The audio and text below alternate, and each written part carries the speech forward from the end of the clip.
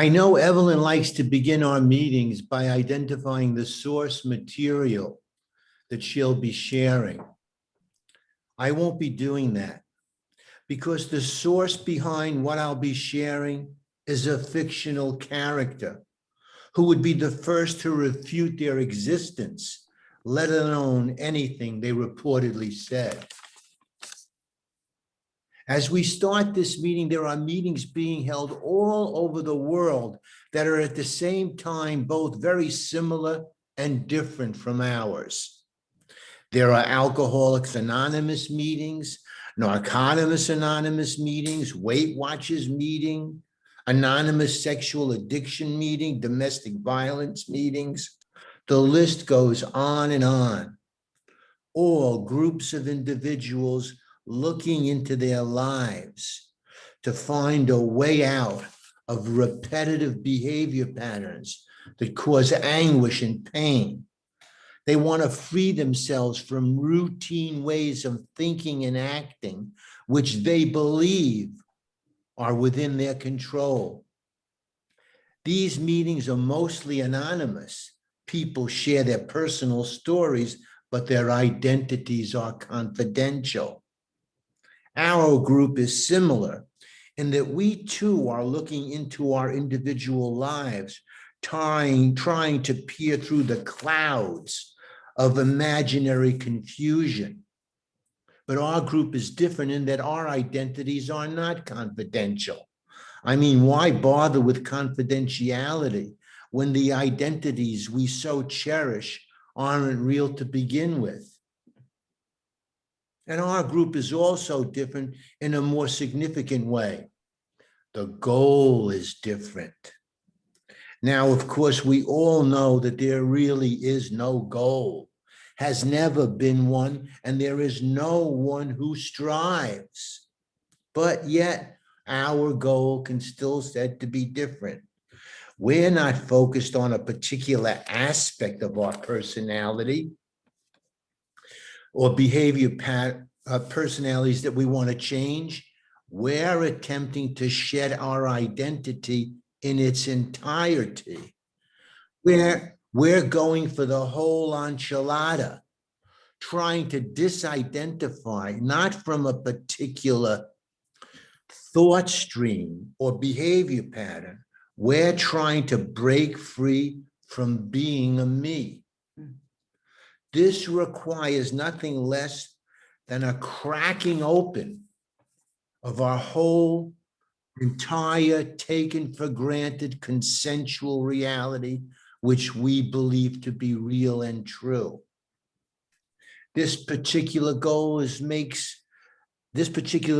what makes our group most aptly called a spiritual transcendence meeting. The word transcendence meeting means going beyond, quote, exceeding or surpassing ordinary limits, close quote. Transcending spiritually means going beyond, breaking through, revisioning everything we take to be real.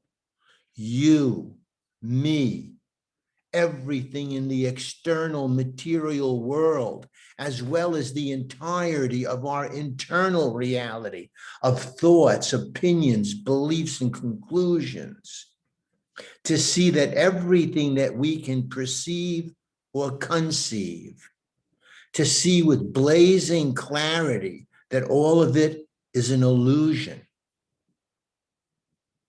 And the consensus reality, the matrix of our supposed existence, is a dream. Go back, if you will, to the moment of your birth, your imagined birth, when you were pulled from your mother's womb, a squiggling, crying mass of encapsulated awareness, howling at being so confined. Your umbilical cord is cut and you are placed gently into mother's arms. But wait, roll back the tape, slow it down, and look, we see in that moment, just before being passed to mother, the chip was inserted, the information packet that releases all of the aforementioned consensus reality programming. Your seemingly just born, pristine awareness is flooded through and through with the prevailing reality, along with a memory track, a personal story, complete with cultural, racial, and ethnic overtones. And then your parents and the other gatekeepers of the consensual reality watch your progress, gauging how well the chip info is meshing into your expanding bandwidth of awareness. Now, sometimes the meshing doesn't go well. The conditioning doesn't fully take. A deviant from the norm occurs. Those who can't participate at all go to mental hospitals. Others have more minor difficulties and make up some of the membership of some of the mental self-help groups I mentioned earlier. But most people have a successful meshing, and they, like us, sleepwalk through life, never questioning the basic dualistic reality to which we have been conditioned. But hey, let's face it, bucking reality is hard. Who's ready, as if choosing were possible, to claim they made the journey and claim, yes, present day reality, the consensus soup we all swim in is an illusion. Going around proclaiming that will soon have you alone. Not many want to hear or entertain that notion. And yet, since the earliest days, this dream, there have been those who claim such, that they have seen, have transcended the dualistic mirage, and then reported back. Their utterances seeding the major religious and spiritual traditions which we have with us today. This perennial wisdom, not being well known, and to those who do come across it, mostly being ignored as too obscured or too crazy sounding for most people. But there are others, those who hear the call, those seekers who perhaps have retained a sense of their original peace and joy before taking birth, before the chip was implanted and the script took hold. We feast on their words, hungry for some clue, some portal to a new beginning, which was never really lost. Now, hear their words.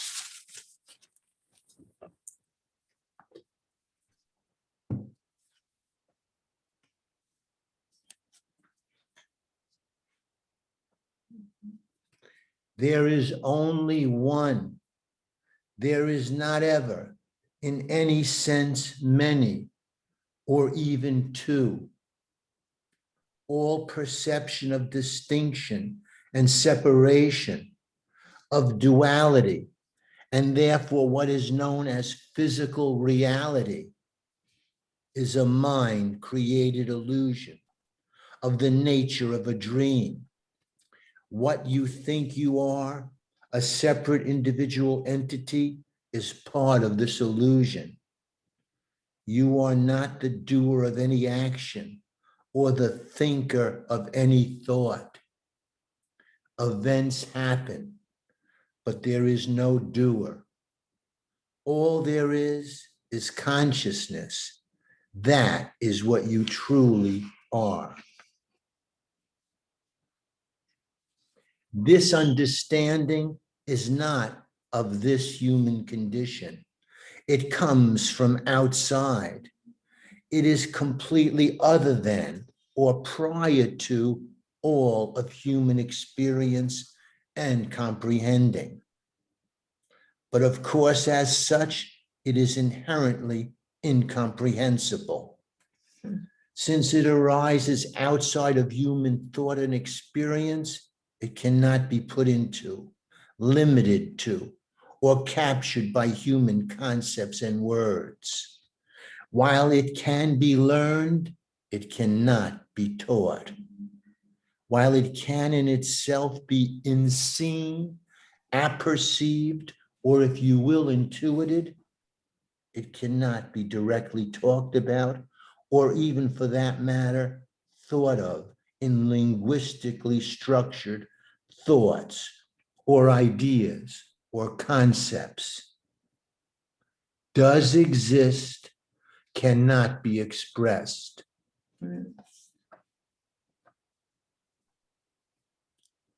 If it seems peculiar that so few should awaken from the dream of everyday life to see things as they are, consider that it is stranger yet, given all the parameters of the dream, that any should awaken at all.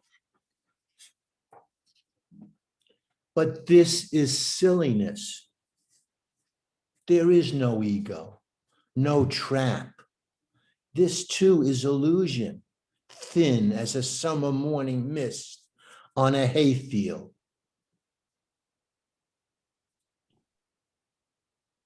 The aversion to this understanding is in the conditioning of this body-mind apparatus, like the aversion to certain foods or to loud music. This is seen, but no longer holds any significance. One consciousness streams through all these billions of forms, and what happens in each, including this one, truly is of no significance. There is no choice here. Only the pure and choiceless awareness of consciousness, streaming in wholehearted cooperation with the inevitable.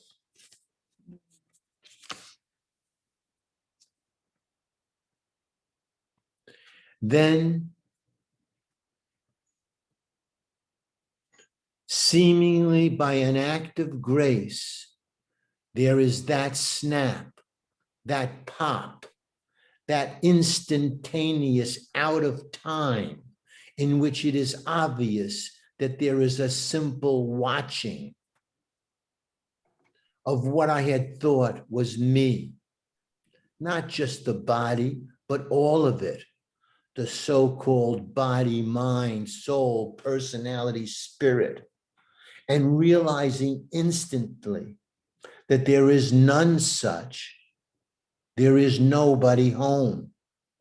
Nothing there. Obviously no me. No thing to be a me. And it is even more obviously not me watching, witnessing. The witnessing fills the universe, and there is not a thing anywhere. There is nowhere and no things, no beings, no entities.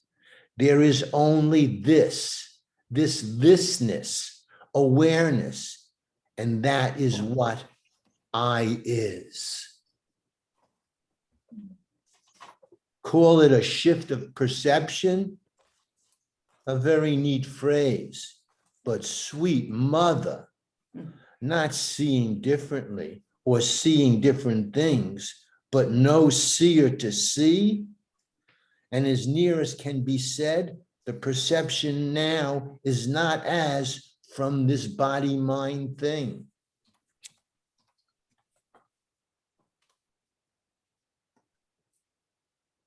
And always, everywhere, perfect, brilliant stillness, and no thing which has no name.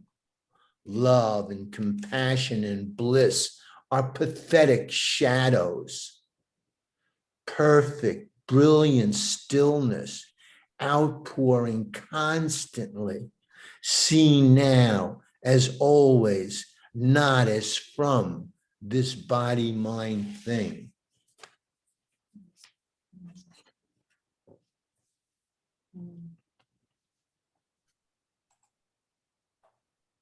All these body minds are staring at it, are bathed in it, are it, and can't see it. How can you show someone something they already are, especially when it is no thing and they are no one? It is all so incredibly simple. There is obviously no one home. All that is love beyond love, light beyond light, peace beyond peace, freedom beyond any concept of freedom. Throw capital letters on the words and shout them, cry them, weep them.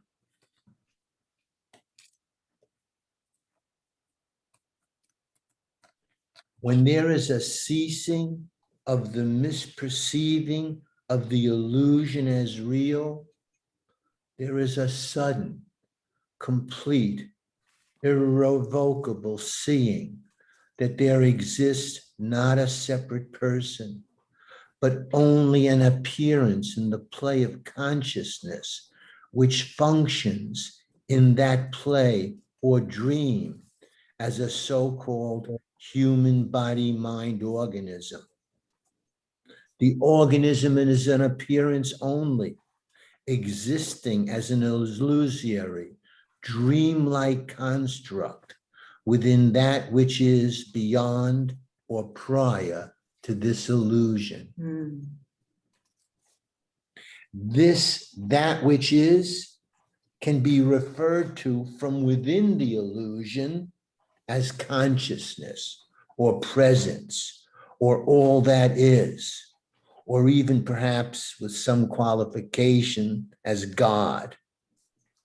And it is understood that this presence, to pick one term, is all there is, so that anything which is perceived is always and only presence being perceived as some illusory thing.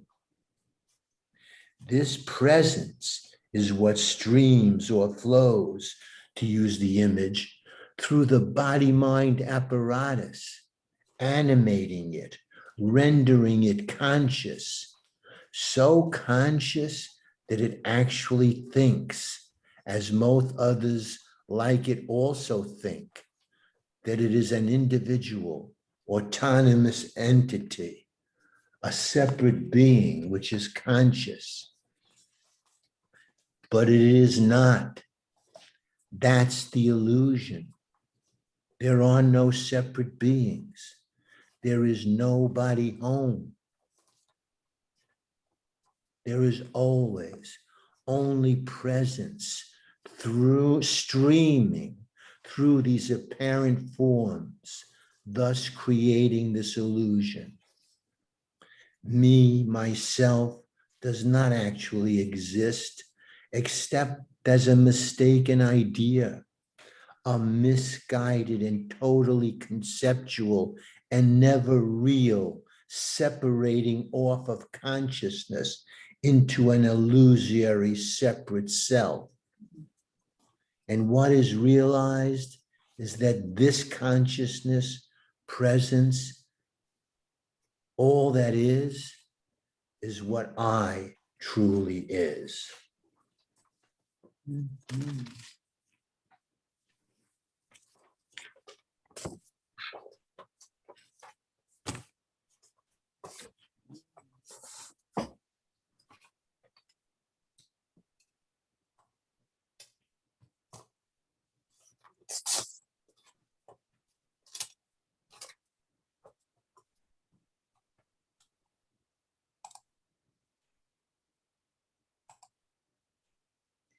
I like the image that you presented, like the chip that was planted.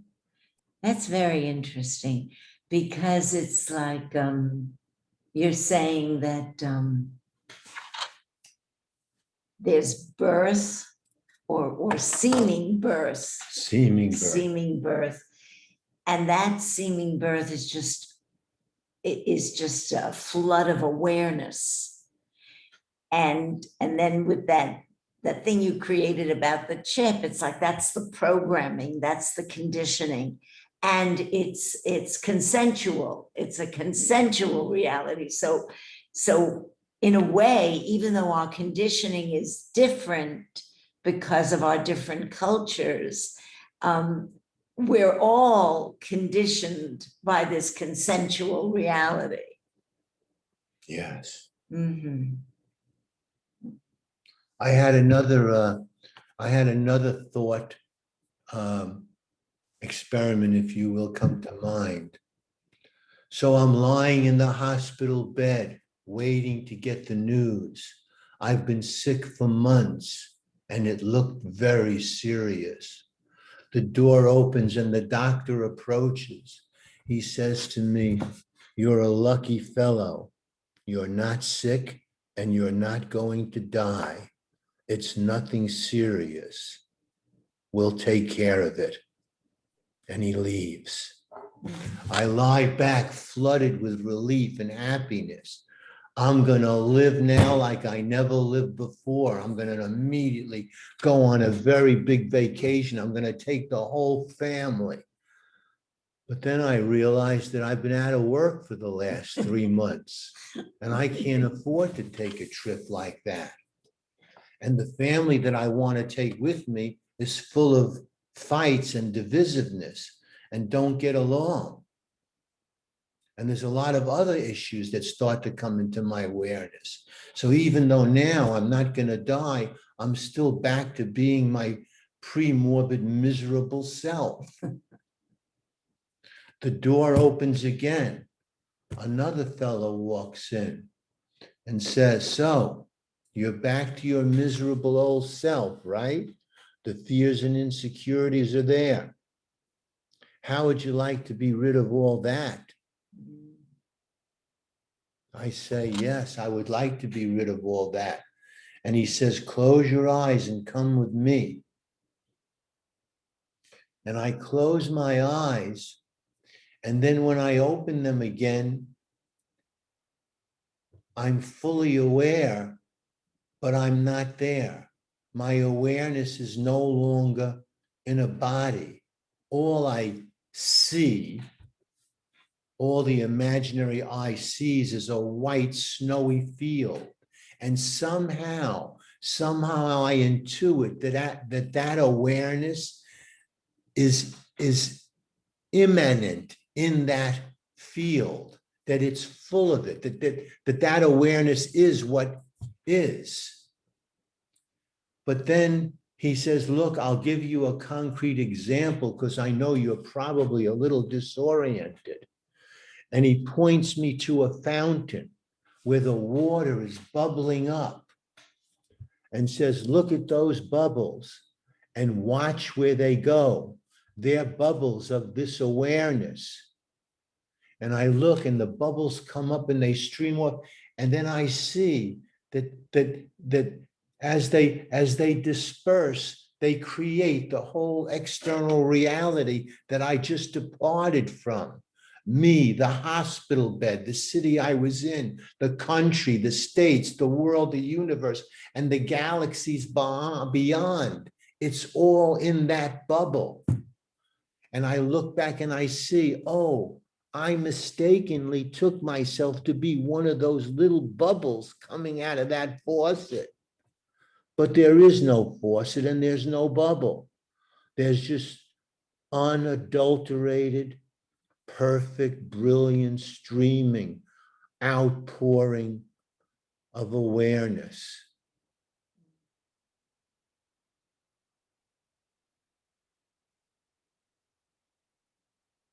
And there's no one separate from that.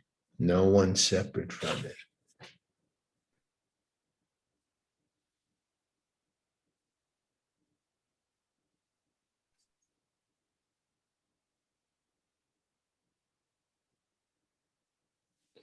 So, anybody have any reactions, or does this stir anything that someone wants to share?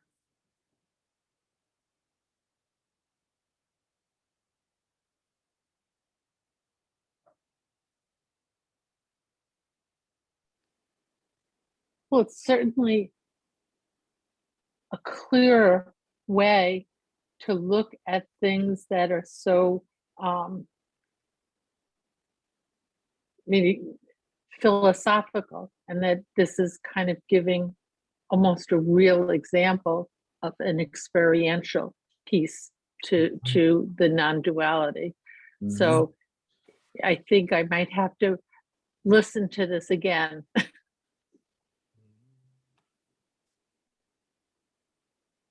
But it was very nice. Mm.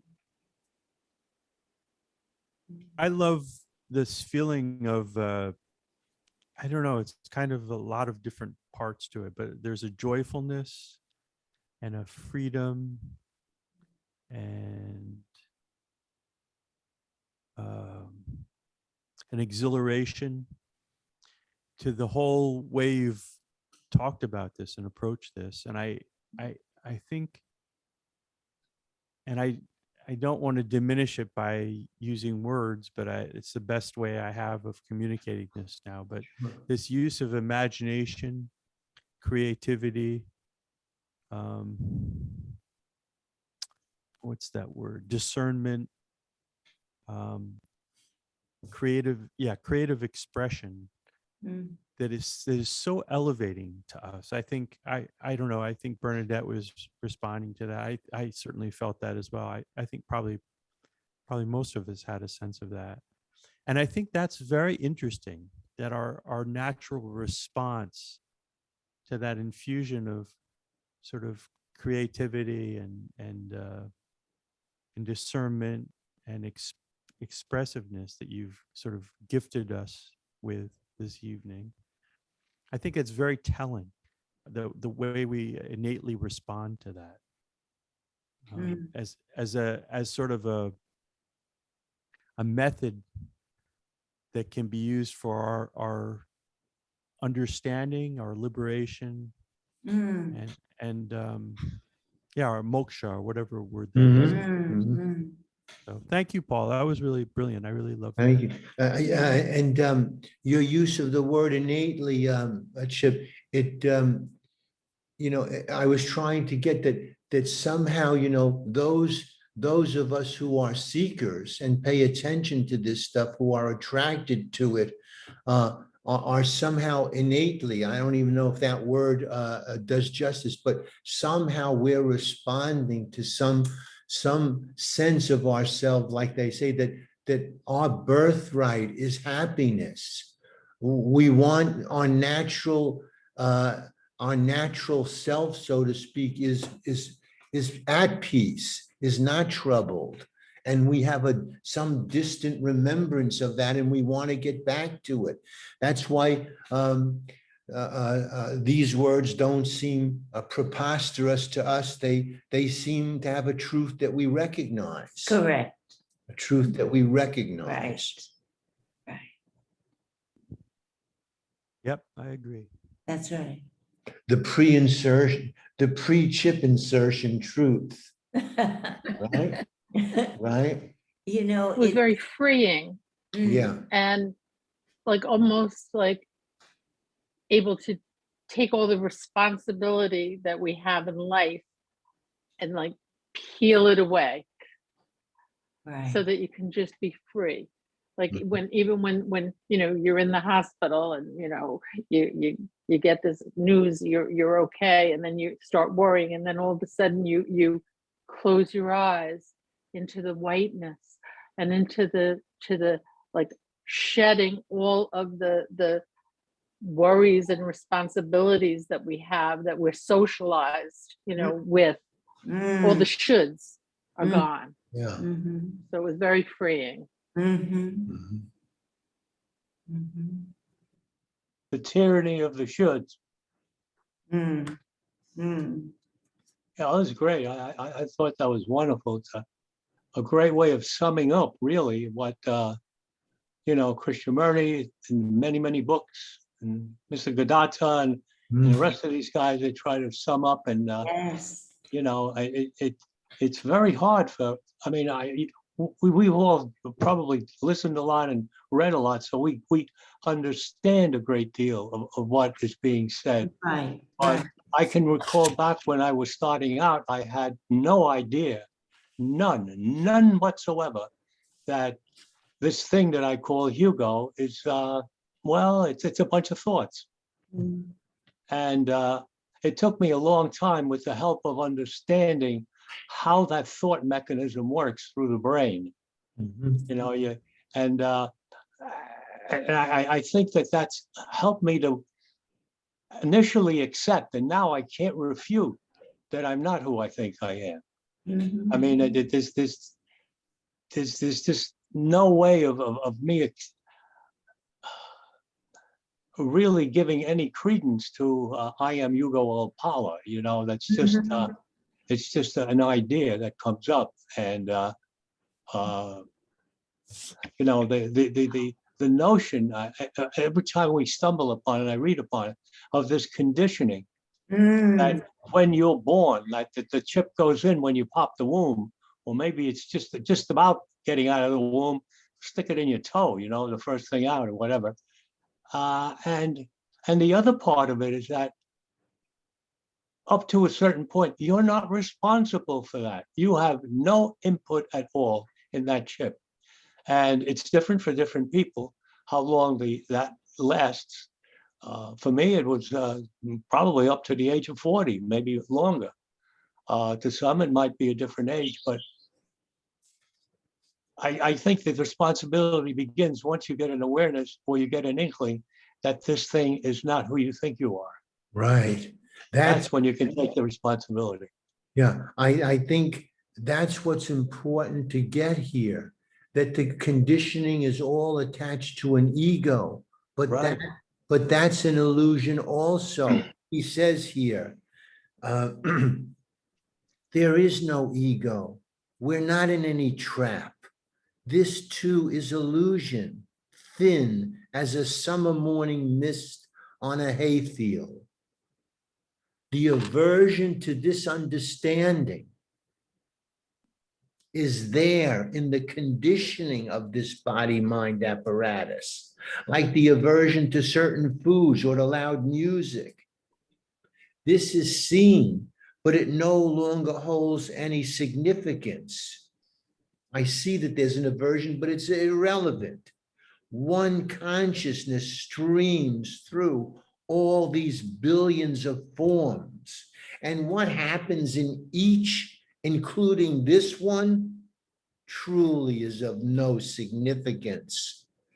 There is no choice here, only the pure and choiceless awareness of consciousness streaming wholeheartedly in cooperation with the inevitable. Mm. Beautiful. So it's like saying, relax, Yes. relax. It's all going to unfold the way it's supposed to unfold. It's happening. Merrily, merrily, merrily, row, row, row your boat merrily down the stream, Gently down the stream. right? Life is Life is Merrily, but, merrily, merrily. Life is but a dream. life is but a dream. Yep. And we're trying to own that. This, we're trying to wake up from wake that up to dream. that, right? That's what it's about, waking up. And I think also, as often we're so focused on the mechanics, undoing the mechanics of our conditioning, by disidentifying with our thinking, doing our witnessing work, that we lose sight of the larger picture here. And I think this larger picture is uplifting and refreshing, and seems familiar, seems It rings true. Right. Well, that gives it the good balance, Yeah, because we live actually in a relative reality, but underlying that is the absolute reality. And there needs to be a good balance between both, because how can we wake up to this absolute reality if we're so strongly right, identified absolutely, with this relative? absolutely.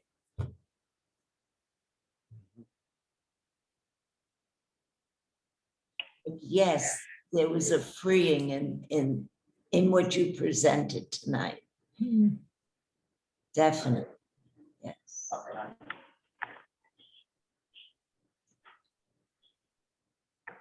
I thought it was interesting when they said that, it's more amazing that anybody wakes up than anything else. Yes. You always hear that, everyone will wake up eventually. It's just a matter of time before, you have enough lifetimes or whatever that everyone will reach the goal.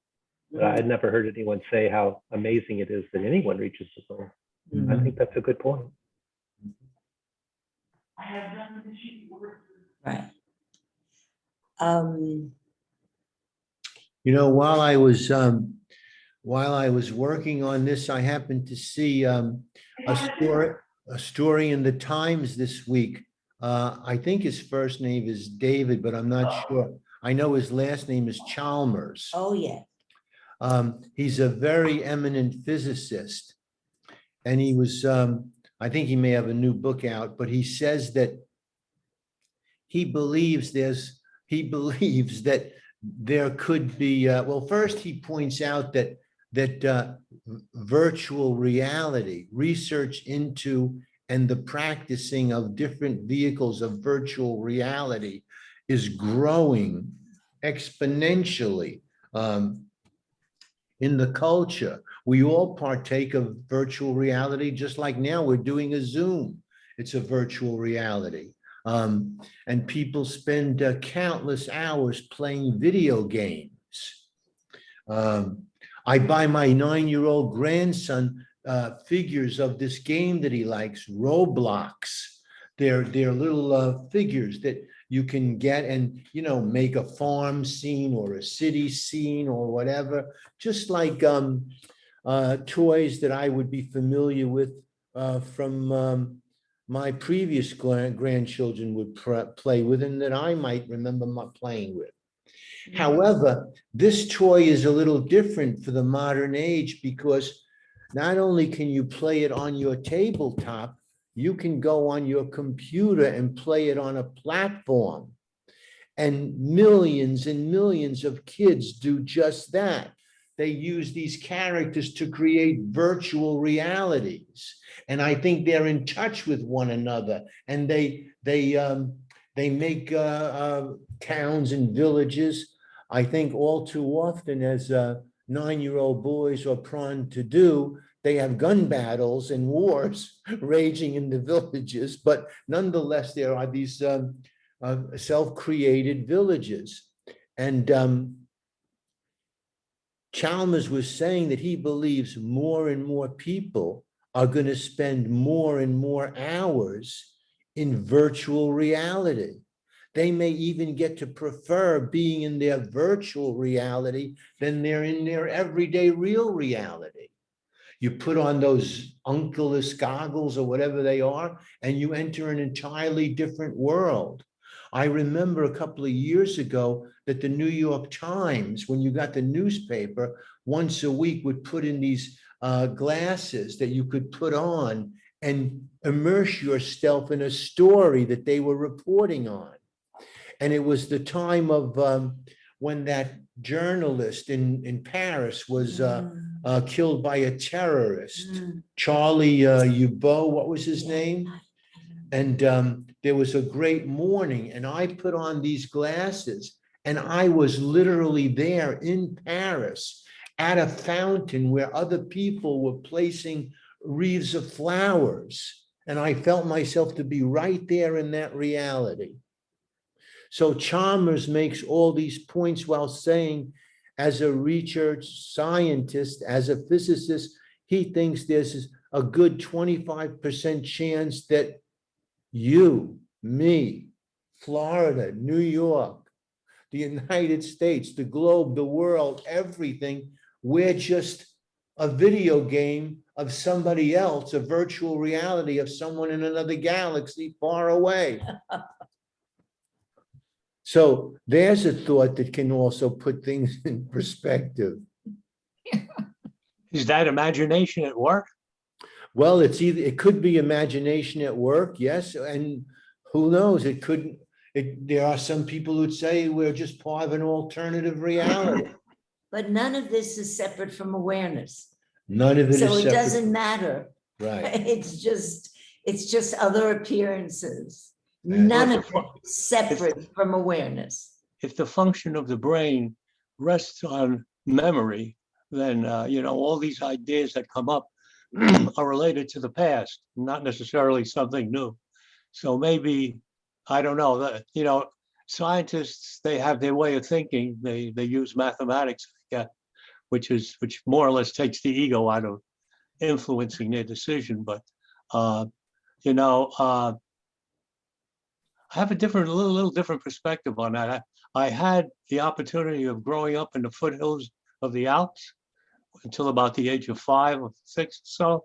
Mhm. And I had the opportunity to experience more or less living subsistence. My grandparents owned some vineyards, so they made a little bit of money by growing grapes and then squeezing the grapes, making wine at the end of the season. But we made our own butter. We had cows, we had chickens, we had fruit orchards. My grandma had a big garden. This is in the foothills of the Alps. It's very cold. There's no central heating. There's no running water. There's a fireplace in a room and a big wood stove in the kitchen to cook. That's it. You go to sleep upstairs in bedrooms, and it's as cold in those bedrooms as it is outside. And it's a different kind of living, where you depended on yourself, and you had a certain responsibility to do things for yourself and for those around you. Today, we want to push a button and everything is done. And I'm not so sure that the experience of being with nature, in nature, is something that really helps you getting back to who you are. You don't have all these distractions. I mean, I don't know, when you're out in nature and there's no one around, there's no cars, there's no fishing, you're just in the wilds. If you say there's a stillness that you can experience there, and you can't describe it, you have to experience it. But Ugo, the scene that you just so vividly described is still part of the illusory reality. But in that part of the dream, if there is more inherent silence, then yes, there may be more of an opportunity to see through the confusion, because my mind maybe is less preoccupied and running in fewer directions. Less crowded. Less crowded, right. But it's still part of the dream. I think it might be. Okay. Oh, yeah. As long as you're seeing it through the eyes, you're seeing it through the eyes of the me. Yeah, it is. You're right. Yeah. Want to say, I think you might want to mention when you were reading what the book is. Oh, Because there So- maybe people have. okay. For those of you who are still attached to identities and want to know the source, and this is the story of perfect, brilliant stillness Okay. I did. by David Kars, who was like all of us, a struggling, suffering soul, somebody who thought he was going to be a priest and flunked out of the seminary, spent a good portion of his life confused, struggling, had 3 divorces, and then just by By happenstance, grace. by some act of grace, found himself Woke up. in a situation where he was plucked from the dream. And he reports back on what he can share from it. All the while, in every other sentence, telling you there is no dream, there's no ego, you don't have to do anything.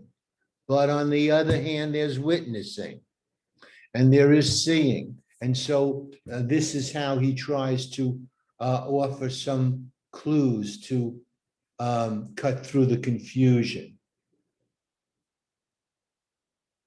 And true to his story, he saw something, he told us what he saw, and now he has returned to being nobody. Mhm. He's anonymous.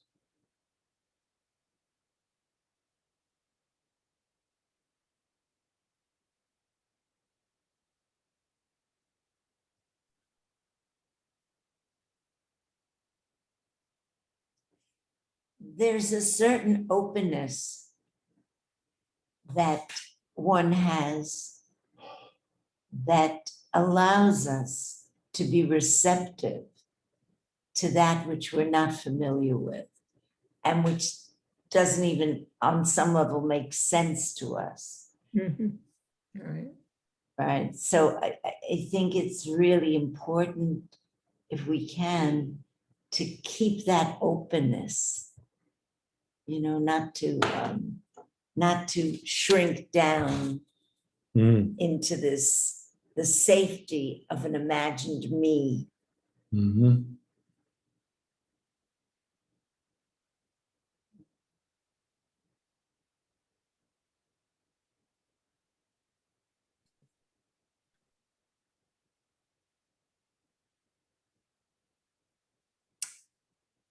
And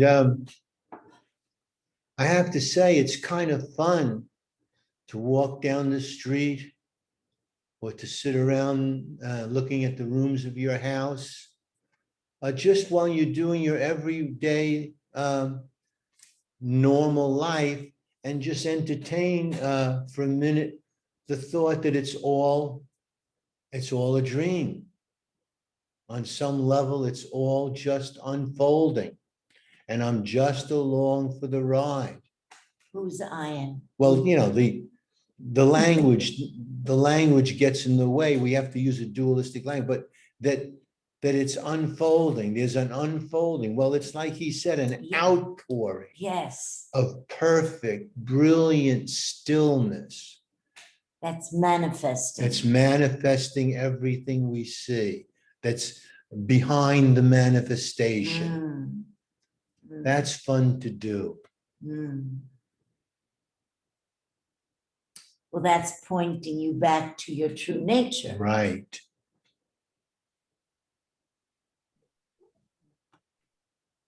It's fun in the sense that there's a freedom in it. Yes. Yeah. And with that freedom is a feeling of peace. Right. And I think that's fundamentally what we're all searching for. Right.